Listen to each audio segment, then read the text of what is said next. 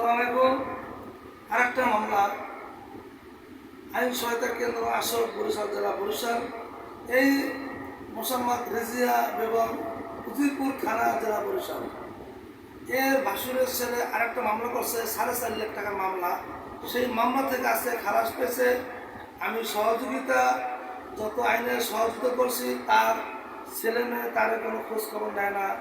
সে ভুক্তভোগী যান, আমি নিজের থেকে মামলা চালাইছি এবং সবাই দোয়া করবেন। সে খালাস পাইছে আজকে মিথ্যা মামলা থেকে।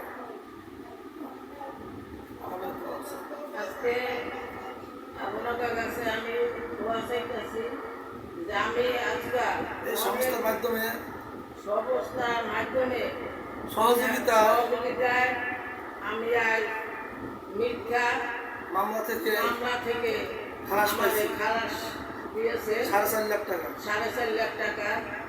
4.5 লাখ টাকার মামলা আমি আজ 5 বছর ভুগি, কিন্তু এই সংস্থায় আসিয়া আমি আমি উপকার পাইছি যে আমার সহায়তা তারা অনেকেই করছে আমার জন্য। দোয়া করবেন, সবার জন্য দোয়া করবেন।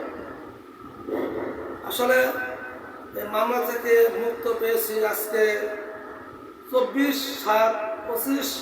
এই মামলা অনেক বছর ভুক্তভোগী। যদি আমি পাশে না দাঁড়াইতাম, এর পরিবার মামলা জেল খাটত।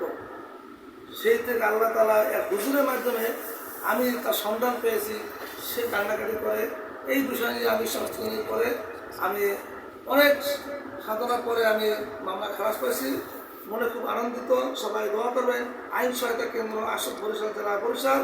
যারা ভুক্তভোগী যোগাযোগ করবেন 01756152702। ধন্যবাদ। আসসালামু আলাইকুম।